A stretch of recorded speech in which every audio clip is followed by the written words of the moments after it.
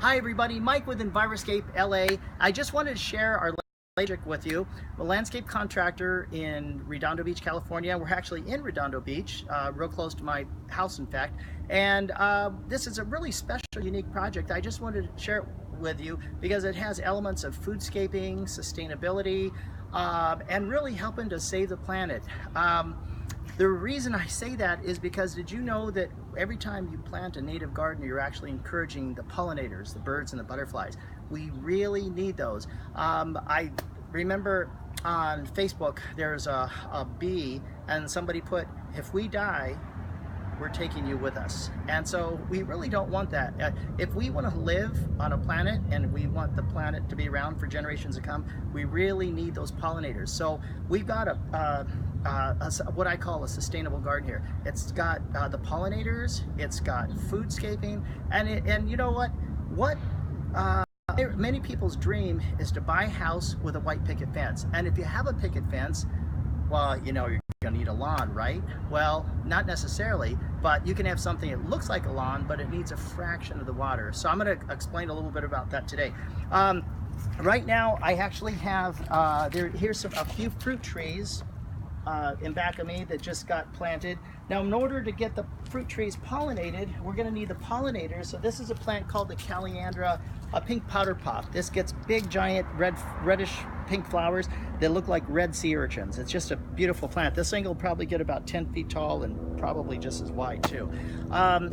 Also, we have a grass substitute called Carapia. This right here, you actually don't have to mow it, and you only have to water it once it's established a couple times a month. And in fact, you turn the sprinklers off in the winter time and it just goes to town. It's a beautiful, beautiful ground cover, grass substitute. Kids can play on it, dogs, and so on. DG is always, decomposed granite is always a great way to trollop through the garden. So we do have DG here. We put flagstone down. We have vegetable gardens that actually have rainbird drip and they have micro sprays. The idea is that once your plants are established or once your seeds are established, then you turn the micro sprays off and it just waters with the drip irrigation. They're beautiful, beautiful boxes. We didn't use drip irrigation under the Carapia. A couple reasons. Number one, the Carapia is not going to need a lot of water once it's established. And number two, my friend, my new best friend here, the magnolia tree. This old boy is probably 50 to 60 years old and has been through a lot of trouble. We had a 5-year drought in Southern California recently. It really took its toll on large trees, including this one. So in order to put drip irrigation in, you have to put it in every 12 inches, put lines in. We just couldn't do that.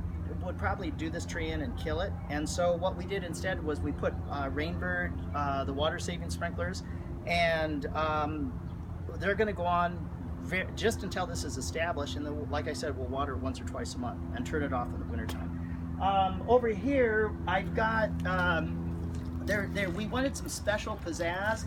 And you know, it doesn't have to be prickly cactus if it's going to be water conservation. It's plants. So we have here, it's what's called a tapestry garden by Garden Butterfly. Just a really cool contrast of textures and colors. And the best news is it's super drought tolerant. And we've got a little aloe striata or aloe vera there. And we've got some calenchos, and we've got echeverias, just all kinds of various cool stuff that you can feast your eyes on. Just wonderful. So anyway, just wanted to share with you the elements of a sustainable garden. This is the most relevant garden for Los Angeles to San Diego.